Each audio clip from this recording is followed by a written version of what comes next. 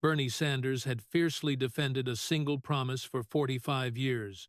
But today, young Andre Ramirez was about to forcefully shatter it using cold, harsh reality. He had been making the same argument for 45 years. That was the specific, biographical, unshakable consistency that defined him as a public figure. The longest, most stubbornly maintained policy position in modern American political life. The argument he made as mayor of Burlington in 1981 and as a single-term independent congressman in 1991, and as a freshly elected senator in 2007, and as a Democratic primary candidate in 2016, and as a Democratic primary candidate in 2020, and as the chairman of the Senate Budget Committee, and now as the ranking member of the Senate Health, Education, Labor, and Pensions Committee.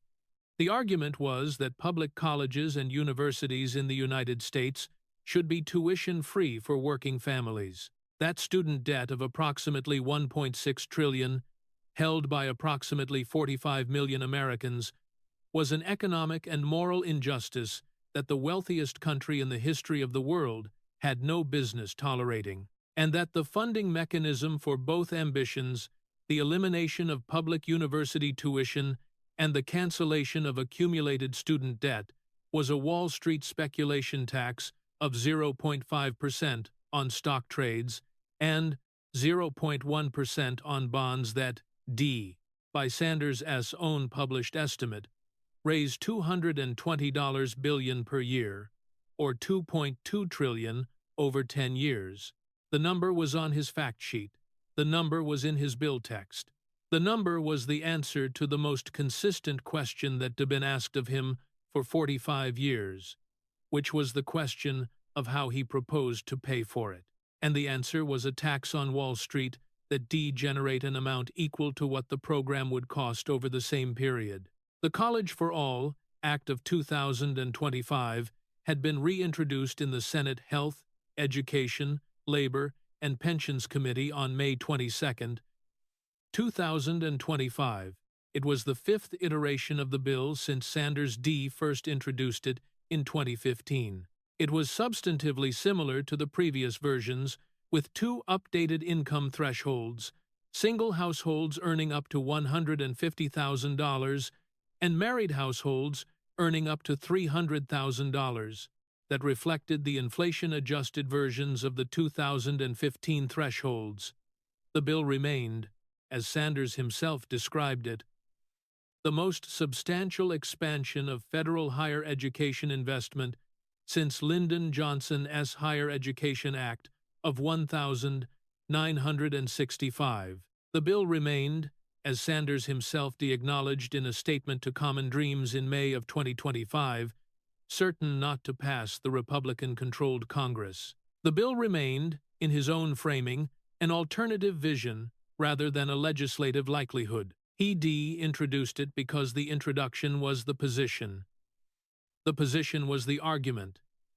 The argument that'd been the same for 45 years. He was now in the Dirksen Senate Office Building, room 430, on the morning of April 10, 2026, presiding as the ranking member of a Senate Help Committee oversight hearing titled Higher Education Affordability and Federal Investment Outcomes, called by Chairman Bill Cassidy of Louisiana.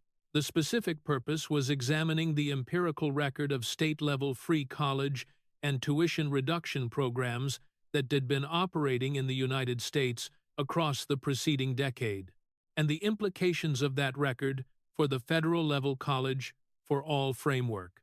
Linda McMahon, the Secretary of Education of the United States, had been invited to testify in her capacity as the cabinet officer with constitutional and statutory responsibility for federal higher education policy implementation. She'd accepted with the specific, organized, business executive readiness of a person who'd been preparing for this exchange for the entirety of the 8 months she'd held the office. Linda McMahon was 77 years old.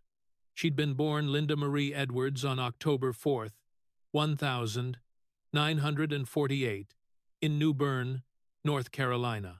The only child of Evelyn and Henry Edwards, both of whom had been employees at Marine Corps Air Station Cherry Point, the military installation that anchored the small eastern North Carolina coastal economy in which she'd grown up. Her father'd been an electrician at the air station. Her mother'd been an administrative employee. The family'd been working class, conservative Baptist, and committed to the specific, quiet, unornamented values of mid-century rural American military families. She'd met Vince McMahon when she was 13 years old. She'd married him in 1966, 4 months after her high school graduation, when she was 17. She'd attended East Carolina University, and Dee earned a Bachelor of Arts in French in 1969, the first in her family to complete a college education. She'd earned a teaching certificate, but Dee never taught. She'd worked as a paralegal in the early years of her marriage, while her husband cycled through a series of jobs, and the McMahons had declared bankruptcy in 1976. This was the specific, documented, working-class economic experience that Dee organized her subsequent business career around an almost theological commitment to operational discipline, and against the specific, expansionary, optimistic financial assumptions that produce institutional collapse when the assumptions encounter the actual conditions of the actual economy. She and Vince Dee founded Titan Sports in 1980 and built it into World Wrestling Entertainment, the multi-billion-dollar global sports entertainment company that Dee served as CEO from 1997 to 2009. She'd run for Senate in Connecticut twice, in 2010 and 2012, losing both times. That was the specific, painful, expensive electoral experience that Dee given her a more granular understanding of public opinion and political coalition mechanics than most cabinet secretaries enter their offices possessing. She'd served as administrator of the Small Business Administration during the first Trump administration.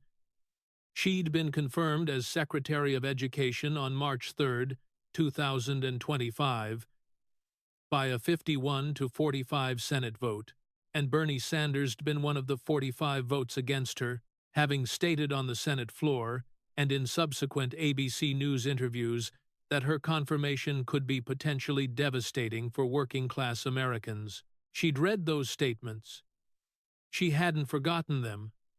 She'd also not been wounded by them in the way that a person less metabolically prepared for adversarial public proceedings would have been wounded by them. She'd been in the public arena for 16 years at the moment of her confirmation, and she'd developed the specific, hard, unsentimental, organized professional patience that survives that kind of arena across that length of time. She walked into the Dirksen Senate office building, room 430, on April 10, 2026, with a folder containing the specific, documented empirical data that she assembled over the preceding 3 weeks in preparation for the moment that the hearing was about to produce. The room was Dirksen 430, the Senate Help Committee's primary hearing room, and by 9 o'clock on the morning of April 10th, the gallery was at capacity and the press section was at the density that communicated historical significance. The cameras were at their stations, and the overhead lighting was the flat, document-grade brightness that Senate hearing rooms maintain for the permanent record. The stenographer was at her machine. The committee members were arriving at the dais and taking their seats with the practiced, slightly distracted movement of legislators who attended hundreds of similar hearings, and who knew that the morning's significance would be measured not by the procedural events, but by the specific exchanges that the hearing produced between the two principals on opposite sides of the witness table. In the third row of the gallery, in the right center seat, was a young man named Andre Ramirez.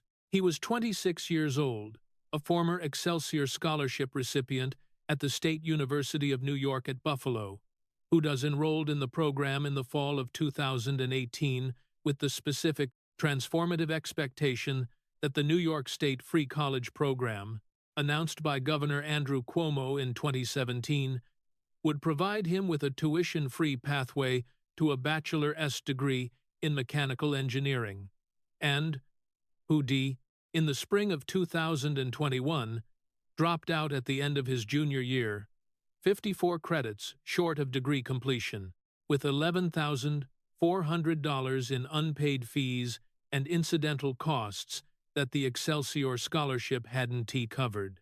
He had a documented, lived experience of what the gap between the announcement of free college and the operational delivery of free college had cost him in the specific years when the cost had affected the trajectory of his actual life. He'd grown up in the Bronx, the son of Dominican immigrants, the first in his family to attend college. He was the kind of student whose enrollment in a SUNY engineering program represented exactly the demographic and educational outcome that the Excelsior Scholarship's authors identified as the program's central justification. He enrolled in 2018 the program and paid his tuition. The program had paid his fees, which at SUNY Buffalo amounted to approximately $11,700 per semester.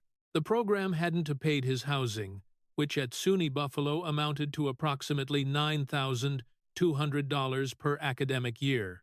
The program hadn't paid his books, which in mechanical engineering ran to approximately $1,400 per academic year. The program required him to remain in New York State for the equivalent number of years after graduation that he'd received the scholarship, with the penalty for departure being the conversion of the scholarship to a loan. The program required him to maintain continuous full-time enrollment, with the penalty for any semester of part-time status being the loss of scholarship eligibility for the remaining academic career. The program required him to complete his degree within 4 years, with the penalty for any extension being the loss of scholarship eligibility. He'd worked 30 hours per week at a campus dining services job to cover the fees and housing and books that the scholarship didn't cover. In the spring semester of his junior year, his mother had been diagnosed with a severe health crisis in the Bronx, and he reduced his enrollment from 15 credits to 12 to be able to drive home on weekends to be with her. And the credit reduction triggered the part-time status threshold, and the part-time status threshold triggered the scholarship loss, and the scholarship loss converted his accumulated scholarship into a loan, and the loan, combined with the fees and housing and books had been covering at 30 hours per week, had become unmanageable, and he'd withdrawn at the end of the spring 2021 semester with 54 credits and $11,400 in debt and no degree. He was now 26 years old. He worked as a service technician at an HVAC company in Yonkers. He'd testified before a New York State Senate Education Subcommittee in 2023 about the operational mechanics of Excelsior's structural design and the gap between the announcement and the experience. He'd written to Bernie Sanders' Senate office in March of 2024 describing his experience and asking what the College for All Act's structural design learned from Excelsior's operational outcomes. He'd received a form letter. He'd written again in October of 2024 with the same question. He'd received another form letter. He'd driven from Yonkers to Washington at the invitation of the committee's majority staff. He had a folder.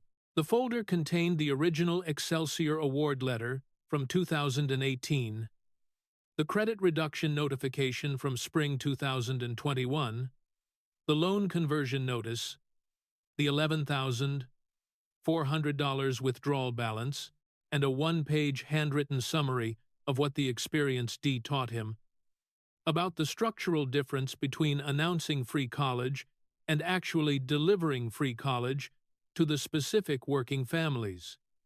The announcements were addressed to Chairman Bill Cassidy gave the session to order at 10:00 and recognized Sanders for opening remarks.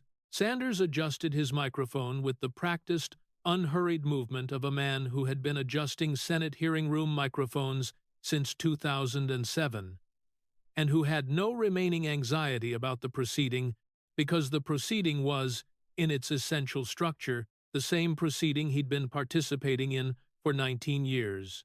He said, "Chairman Cassidy, Secretary McMahon, members of the committee."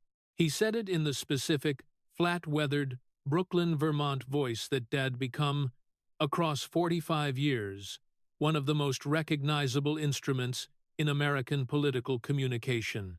He said, "I want to begin by stating clearly what is at stake in the discussion this committee is about to have." He said, "In the wealthiest country in the history of the world, more than 45 million Americans owe close to $1.6 trillion in student loan debt." He said, "The average graduate of a 4-year public university leaves school with $30,000 in debt." He said, "Many graduates leave with $60,000, $70,000, $80,000 in debt." He said this debt is delaying home ownership, delaying marriage, delaying family formation, delaying small business creation, delaying every piece of economic participation that the American economy depends on for its growth and renewal. He said it's a moral crisis. He said it's an economic crisis. He said, and it's entirely unnecessary. In a country that spends $1 trillion per year on its military, and that gave Wall Street a several trillion-dollar bailout in 2008, with no comparable public benefit, and that continues to allow billionaires to pay lower effective tax rates than the working people who clean their offices. He said the College for All Act of 2025 addresses this crisis directly. He said it makes public 4-year colleges and universities tuition-free for households earning up to $300,000. He said it makes community colleges tuition-free for everyone.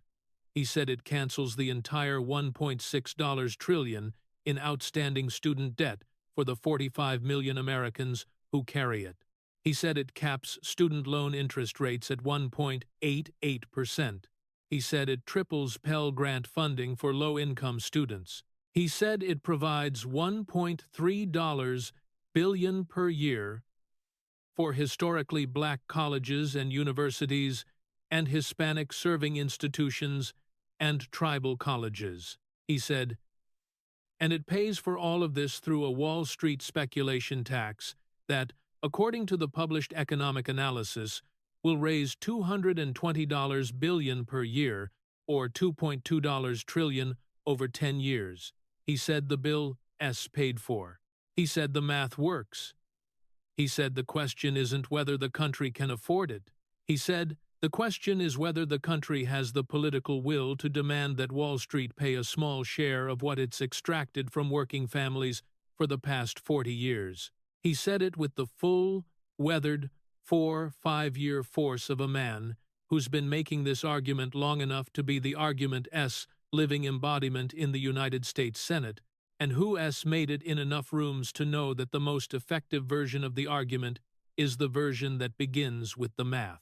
McMahon adjusted her microphone. She said, "Chairman Cassidy, Senator Sanders, members of the committee." She said it in the specific, controlled, professionally calibrated voice of a woman who'd run a multi-billion-dollar publicly traded company for 2 decades and who'd developed across that experience the executive habit of beginning adversarial proceedings with a clear, organized framing of the argument she intended to make and the evidence she intended to present in support of it. She said, "I want to begin by acknowledging directly what Senator Sanders has correctly identified, which is that the cost of higher education in the United States has grown faster than median household income for 40 consecutive years, that the burden of student debt is a real burden borne by real families, and that the political popularity of the College for All framework reflects the genuine, documented anxiety that millions of American households feel about whether higher education remains accessible to their children." She said, "I don't contest the existence of the problem." She said, I want to engage with the specific empirical question of whether the College for All Act, in its current structural design and at its current proposed funding level, would actually solve the problem it's addressed to, or whether it decreate a different and equally serious problem in the form of a fiscal commitment whose mathematical assumptions don't survive contact with the operational data that state-level versions of the program have generated over the preceding decade.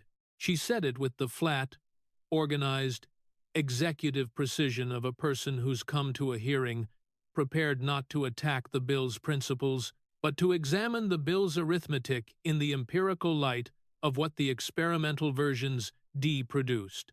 She said Senator Sanders has cited the figure of $2.2 trillion over 10 years as the cost of the College for All Act. She said that figure appears in his own published fact sheet. She said, I want to be precise about what that figure represents and what it doesn't represent. She said $2.2 trillion S, the federal share of the program S, cost over 10 years, not the total cost of eliminating tuition and fees at all, participating public colleges and universities. She said the federal share under the bill's structural design is 67% of total tuition elimination costs, with states covering the remaining 33%. She said the total cost of tuition elimination over 10 years, when the state share S added to the federal share, is approximately $3.3 trillion.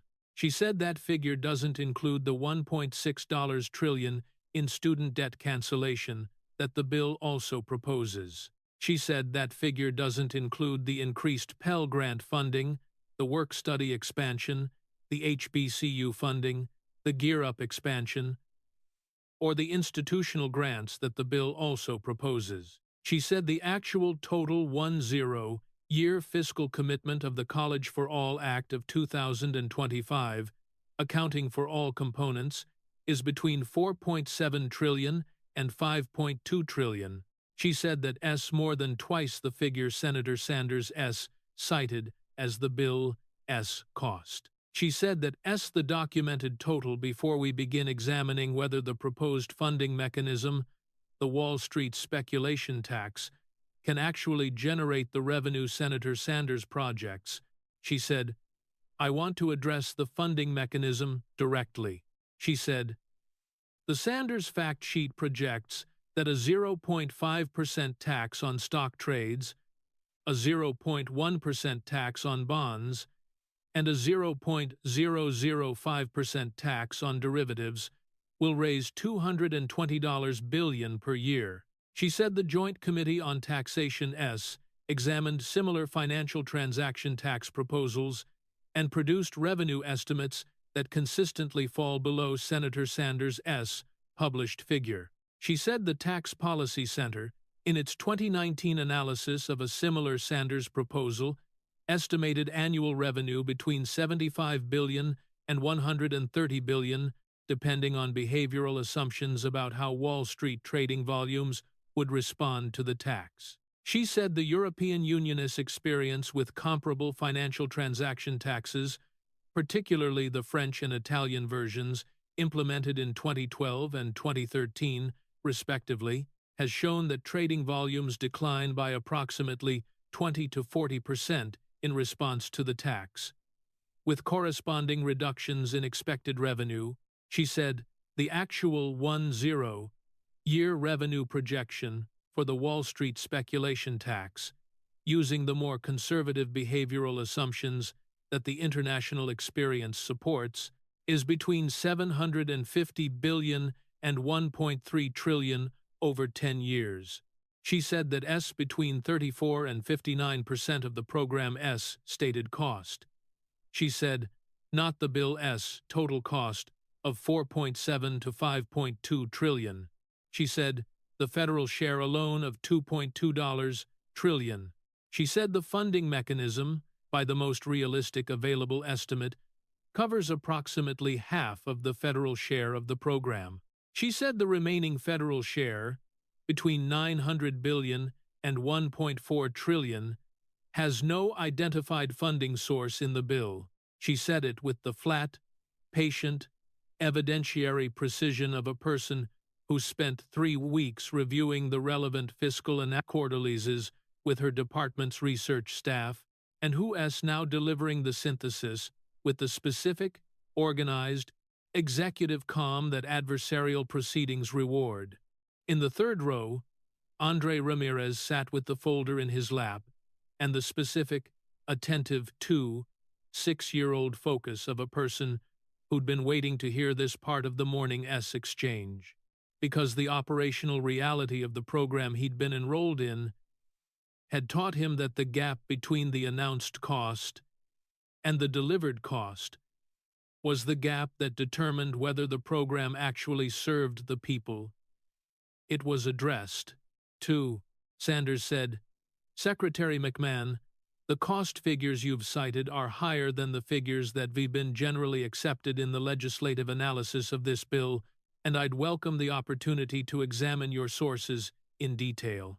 He said, "I want to address the more fundamental point you've made, which is that the funding mechanism is allegedly insufficient to support the program's full cost."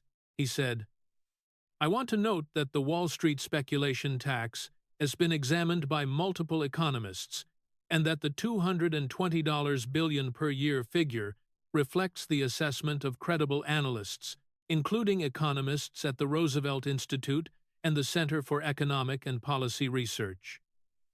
He said, "I don't accept the framing that the realistic projection is the lower projection." He said, "I accept that there's a range of estimates, and that the lower end of the range produces a smaller revenue figure." He said, "I also note that the country found ways to fund the 2017 tax cuts for billionaires, the trillion-dollar increases in the military budget, and the unfunded wars in Iraq and Afghanistan, none of which had identified funding mechanisms before they were enacted."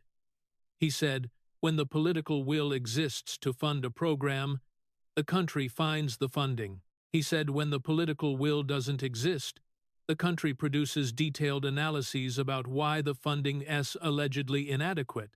He said it with the genuine, weathered, 4-5-year force of a man who's been hearing the same affordability arguments deployed against the same progressive priorities for the entirety of his political career, and who has watched those arguments deployed selectively against the priorities he supports, while being conspicuously absent from discussions of priorities he opposes. McMahon said, "Senator Sanders, I accept the political will framing as a legitimate argument, and I want to engage with the specific empirical evidence that I believe's most relevant to whether the College for All structure actually delivers the outcomes the program's designed to deliver." She said, "New York State implemented the Excelsior Scholarship Program in 2017 to provide tuition-free public higher education for in-state students from households earning up to $125,000.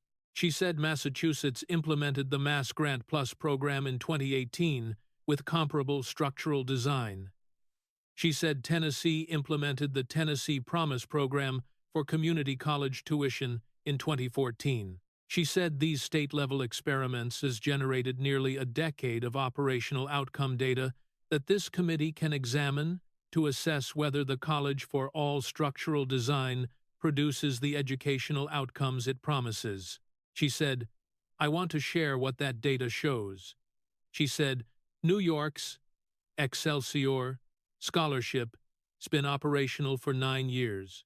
She said in its first year, 2017, the program received approximately 75,000 applications.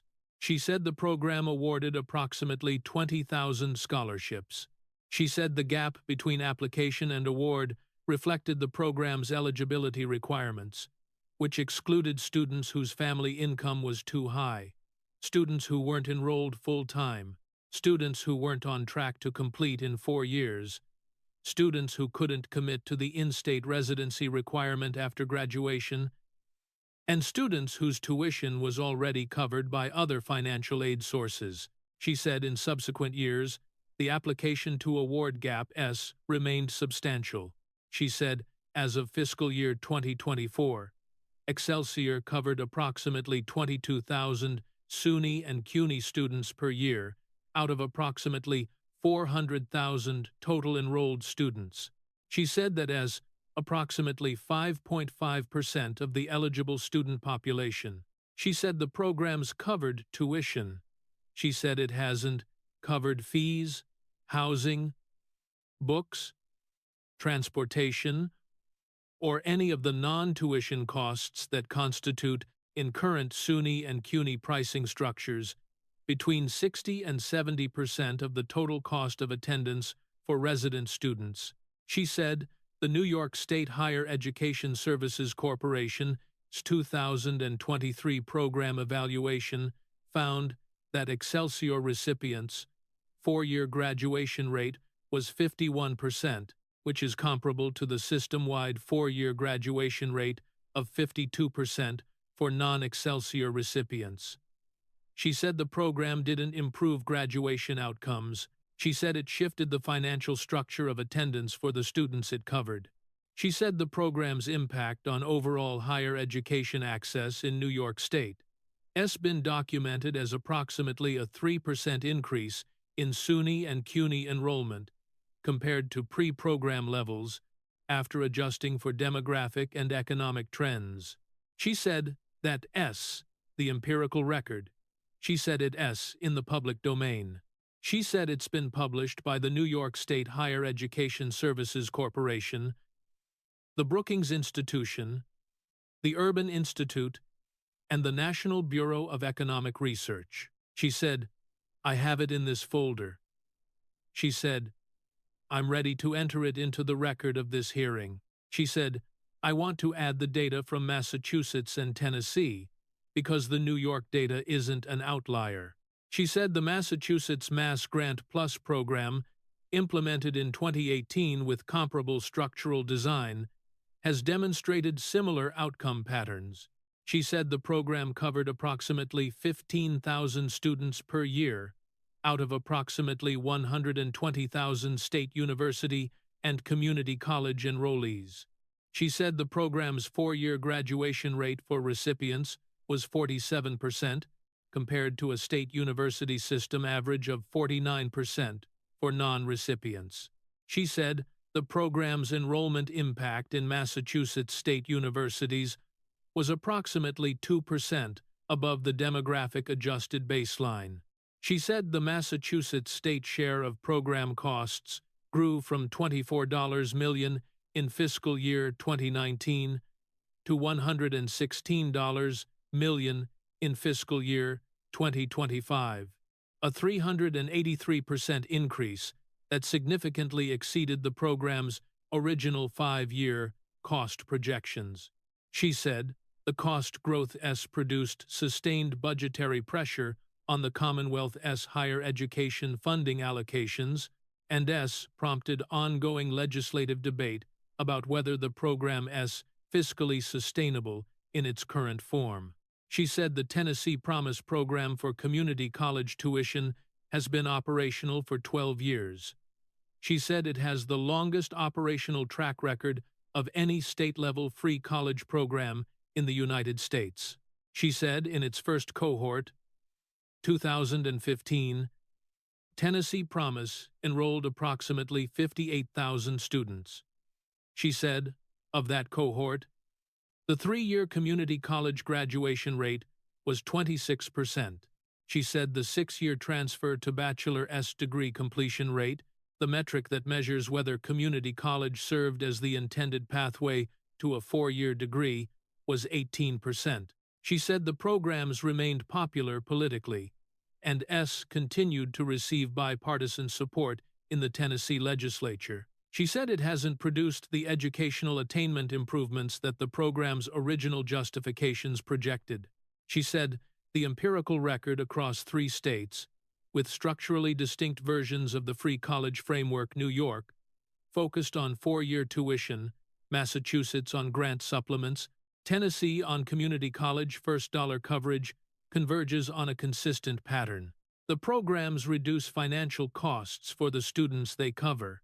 They don't significantly improve graduation rates. They cover smaller percentages of the eligible population than the announcement suggested, and their state-level fiscal commitments grow faster than the original cost projections.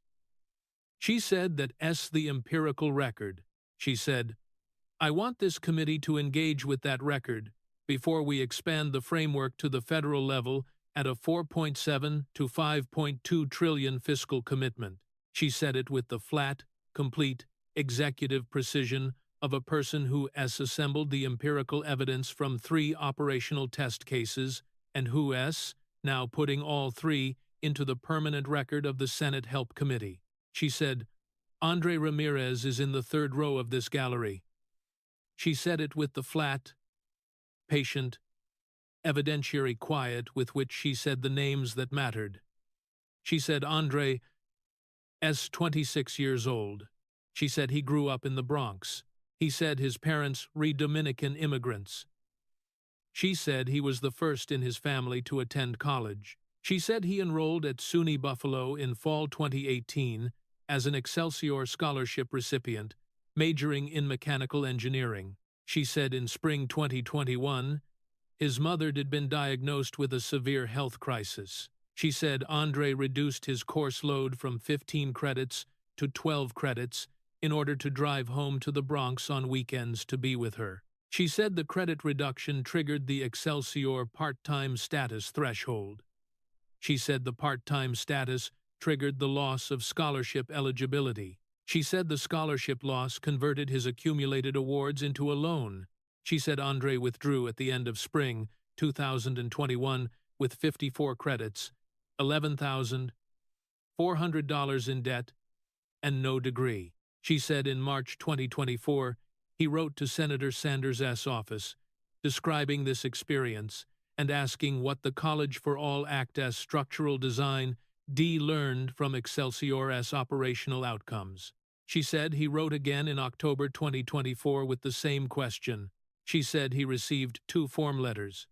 She said he drove from Yonkers to Washington to be in this hearing today because he believed his experience contained empirical information about the gap between the announcement of free college and the operational delivery of free college, and he believed the committee, considering the federal expansion of the program, needed that empirical information in the record.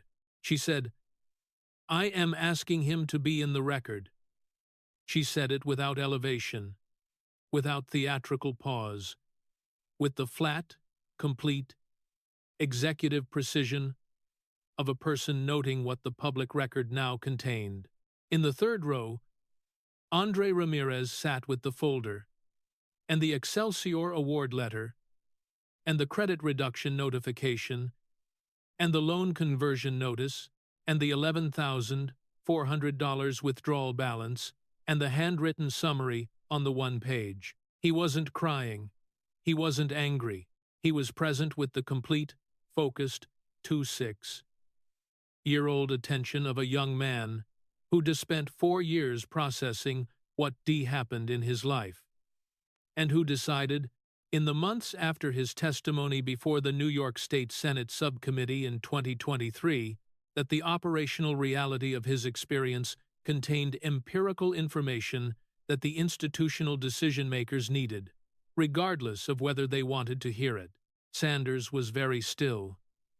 The specific, genuine, weathered stillness of an 84-year-old man who'd been making the same argument for 45 years and who just received an empirical examination of the operational outcomes of the experimental versions of his argument that he couldn't categorically dismiss because the data points were specific and the outcomes were documented. And the young man in the 3rd row was specifically and personally the kind of person whose experience he'd spent his career claiming to represent. He said, Andre. He said the name with the full, genuine, biographical weight of a man from Brooklyn. What he spent his entire political career fighting for the working-class families whose children had to figure out how to attend college without the institutional cushioning that wealthier families took for granted. He said, "I want to speak to you directly, because I believe you came to this room for a direct response, and I owe you one." He said, "The experience you've described is real." He said, "The structural problems with Excelsior are real." He said, "The gap between the announcement and the operational delivery is real." He said, "The College for All Act of 2025 was designed to address some of those gaps by covering all costs of attendance, not just tuition, but I'll acknowledge directly that the bill's funding mechanism, as I've proposed it, may not generate the full revenue needed to support the operational delivery of those expanded coverage commitments at the scale the program promises."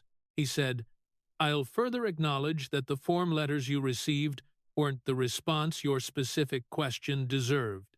He said, "Your question was a substantive question about the structural design of the bill and the operational lessons of the state-level experiments, and it deserved a substantive answer rather than a constituent services template." He said, "The form letters were a failure of my office's engagement with a constituent who had specific professional knowledge about the program's operational outcomes." He said it with the genuine, hard-weathered honesty of a man who'd built his career on the principle that institutions in power should account directly to the people they serve, and who understood in this moment that the principle applied to him as completely as it applied to the institutions he'd spent his career criticizing. McMahon said, "Senator Sanders, the acknowledgement you've just made is in the record." She said, "The Excelsior structural problems are real." She said, "The funding mechanism may not generate the full revenue." She said, "The form letters were a failure of office engagement." She said, "Those three acknowledgments matter." She said, "And I want to place beside them the specific number that this hearing has been organized around." She said, 2.2 trillion. She said 2.2 trillion S. The federal share of a program whose total 10-year cost is 4.7 to 5.2 trillion, and whose proposed funding mechanism, by the most realistic available estimate, generates between 750 billion and 1.3 trillion. She said the gap between what the program promises and what its funding mechanism can deliver is between 900 billion and 1.4 trillion before we add in the additional components of the bill. She said that gap, in the operational reality of state-level experiments like Excelsior, is the gap that converts from a federal commitment into a state commitment, and from a state commitment into a fee structure, and from a fee structure into the kind of operational compromise that produces the outcome Andre Ramirez described. She said, "The math doesn't just affect a fiscal projection." She said, "The math affects the actual student in the actual program, who actually has to choose between completing his coursework on the schedule the program requires and being with his mother during the intensive medical treatments." She said it with the flat, complete, executive precision of a person who deorganized the hearing around the specific point where the abstract becomes operational, and who'd have now arrived at that point with the empirical evidence and the human anchor and the documented gap fully assembled in the room. The room held the specific silence that comes when a hearing's arrived at the moment its preparation's been organized around. The press section was very still. The cameras hadn't moved. The stenographer was typing. The gavel fell at 1, 2, 4, 6. In the third row, Andre Ramirez stood with the folder and walked toward the gallery exit. The aide from the majority staff said, "Senator Sanders said your form letters were a failure of office engagement." Ramirez said, "Yes." The aide said, "Was that what you came for?" Ramirez thought about this with a methodical, unhurried patience of a young man who'd spent the 4 years since his withdrawal learning how to think about the operational reality of institutions rather than the announcements they produced. He said, "I came because the gap between the announcement and the delivery is the gap that determines whether the program actually serves the people the announcement is addressed to. He said, I needed that gap to be in the permanent record of a federal hearing. He said, it's there now.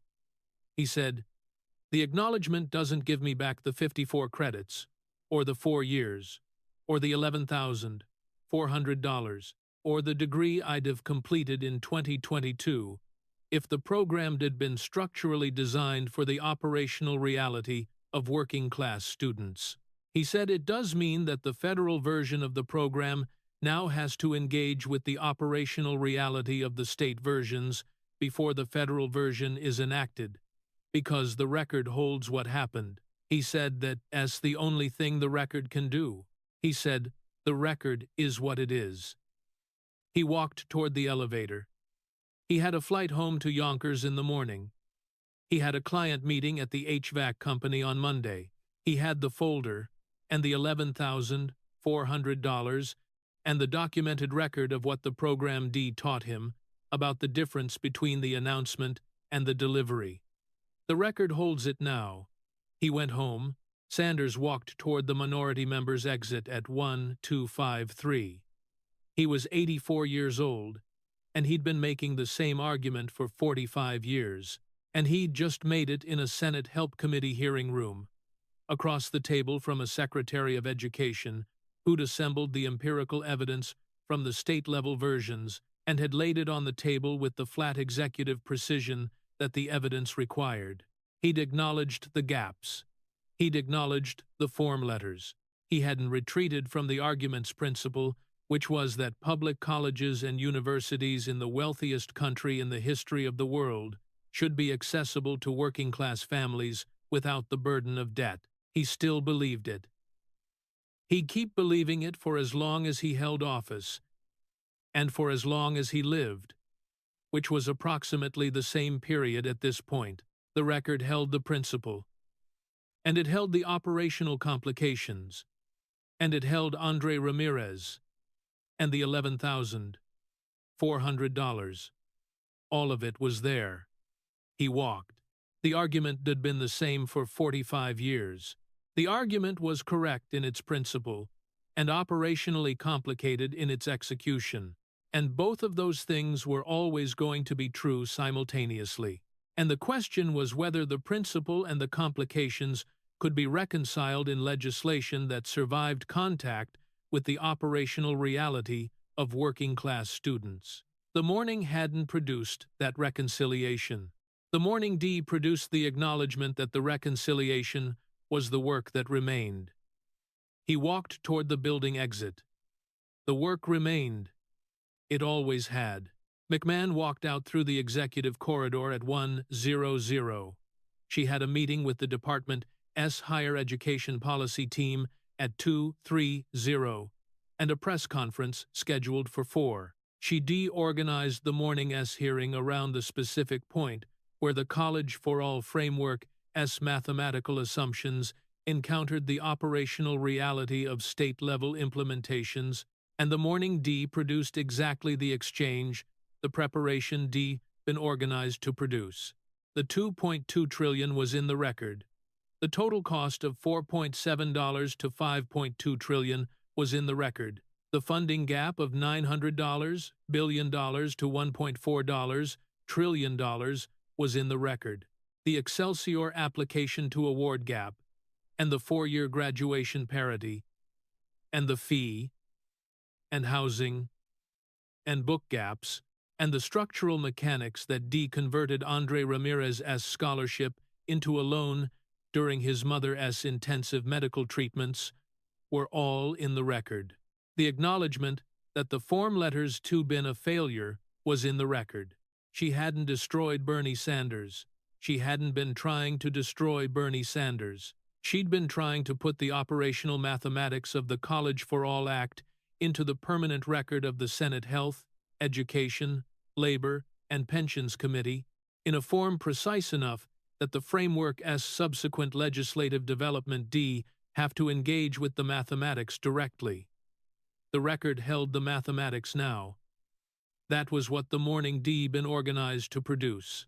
She'd produced it. the work continued. Some hearings produced the conversion of an aspirational framework into an empirical examination. The McMahon-Sanders exchange on the morning of April 10, 2026, in Dirksen 430, produced that kind of conversion. It produced it without theatricality, without personal attack, without the rhetorical excess that hearings on contested policy frameworks frequently produce. It produced it through the assembly of the documented data from the state-level experiments and the introduction of the specific human anchor whose experience contained the operational mathematics in living form, and through the specific executive precision with which Linda McMahon delivered the synthesis. The College for All framework as a moral aspiration remained the morning's most consistent and most genuinely defended position. The College for All framework as an operational program, with specific funding requirements and specific structural mechanics, remained subject to the specific empirical examination that the Morning D produced. Those two things were both in the record now. Andre Ramirez drove home to Yonkers. He had the folder. The HVAC company had a client meeting on Monday. The record holds it all. The work that remains is the work of reconciling the principle with the operational mathematics in legislation that survives contact with the realities of working-class students who reduce their course loads when their mothers face severe health crises. That work continues. The record holds the gap. The gap as the obligation. The obligation belongs to the people who hold the gavels and write the legislation. The work remains. The record holds it. That's what the record is for. That's what it's always been for. The College for All framework had been Sanders' signature higher education proposal across 45 years. The empirical record from the state-level versions to been compiled across the same period that the federal proposal to been continuously reintroduced. The two hadn't been brought into direct contact in a federal hearing room, with the operational synthesis fully assembled, until the morning of April 10, 2026. They were now in the same record. The principle and the operational mathematics existed simultaneously, neither dominating the other, both available to the legislative process that eventually decide what the federal framework's structural design should look like. The acknowledgement that the form letters D failed, Andre Ramirez, was in the record. The acknowledgement that the funding mechanism might not generate full revenue was in the record. The acknowledgement that the structural mechanics D produced specific operational failures was in the record. The Excelsior numbers and the Mass Grant numbers and the Tennessee Promise numbers were in the record. The $11,400 was in the record. The intensive medical treatments were in the record. The credit reduction was in the record. The withdrawal was in the record. The 54 credits without a degree were in the record. All of it was now permanent, in the form that hearing transcripts produce when the gavel comes down, and the document moves from the present tense of a proceeding into the permanent tense of accountability. The work that remains is the work of building federal legislation that engages with the empirical record that the morning produced. That work belongs to the people who hold the gavels in subsequent Congresses, and to the constituencies who pressure them, and to the institutional analysts who provide the technical estimates, and to the operational practitioners who implement whatever framework eventually moves from proposal to enactment. The morning's record is the foundation on which that work has to build. The principle is real. The operational mathematics are real. The young man in the third row was real. His mother's intensive medical treatments were real. The $11,400 was real. The 54 credits and the missing degree are real. All of it has to fit into legislation that survives contact with the operational reality of working-class students whose lives don't pause when the program's structural mechanics encounter them. That is the work. The morning produced the foundation for the work. The work continues. It always has. The record holds the foundation. That is what the record is for. That is what it's always been.